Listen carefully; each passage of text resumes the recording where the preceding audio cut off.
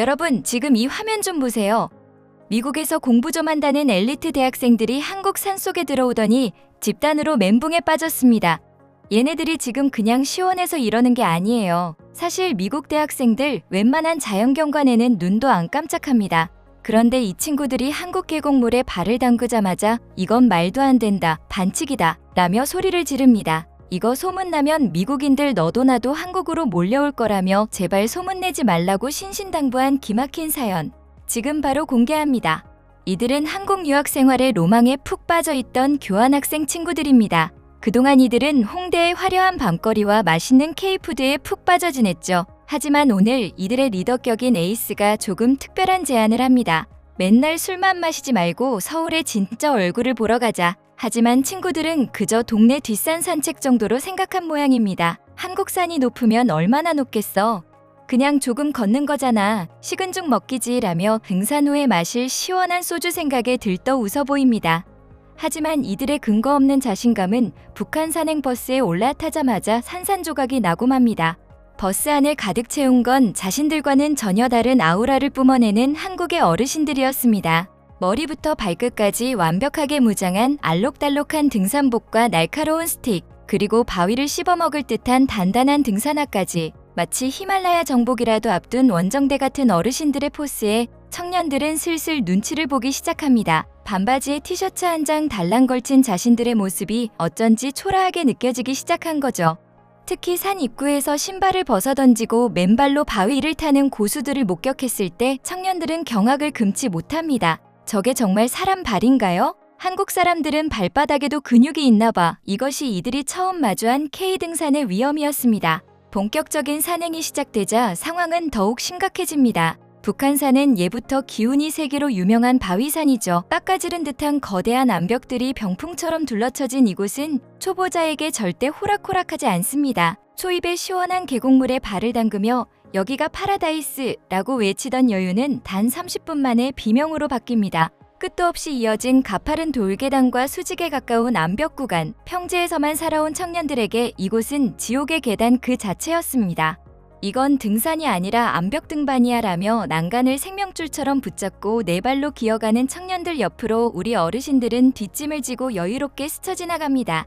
수십 년 세월 자식들 뒷바라지하며 인생의 험한 고개를 넘어온 우리네 아버지, 어머니들의 강인함이 바위길 위에서 빛을 발하는 순간이죠. 청년들은 숨이 턱 밑까지 차올라 고개를 들지도 못하는데 조금만 더 가면 정상이야 라며 웃으며 지나가는 한국 어르신들의 말에 허탈한 미소를 지을 뿐입니다. 위기는 생각보다 빨리 찾아왔습니다. 팀에서 가장 체력이 약한 카를로스의 상태가 심상치 않습니다. 얼굴은 백지장처럼 창백해졌고 입술은 바짝 말라붙었습니다. 결국 카를로스는 바닥에 주저앉아 고통을 호소하며 구토를 시작합니다. 정상은커녕 당장 하산하는 것조차 막막한 절망적인 상황.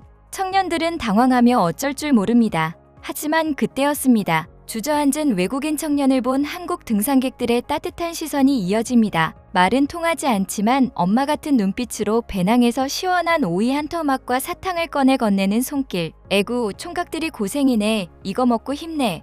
투박한 손으로 건네받은 오이 한 조각. 그 차가운 오이에 담긴 진한 정이 카를로스의 심장을 다시 뛰게 합니다.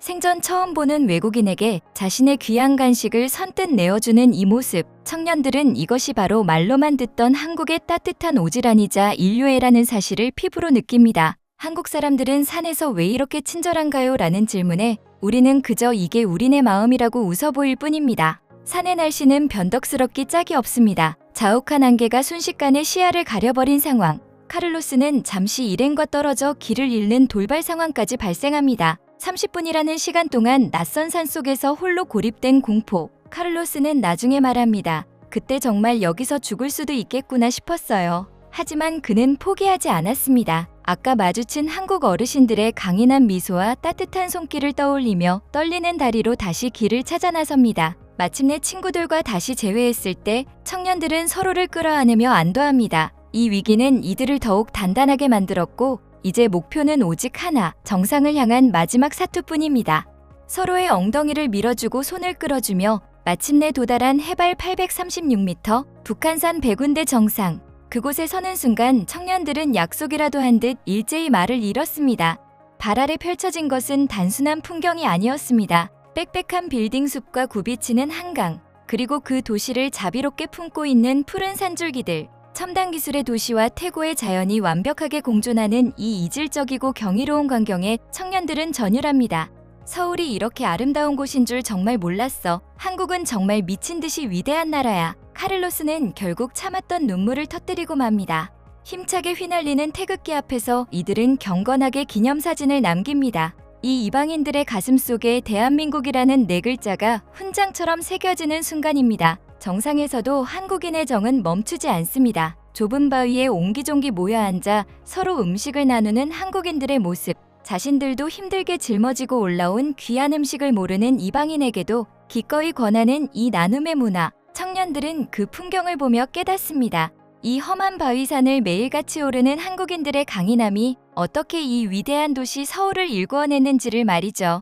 저 어르신들의 구부러진 허리와 거친 손마디가 바로 오늘의 대한민국을 만든 뿌리였다는 사실을 이 젊은 청년들은 몸소 배우고 있었습니다.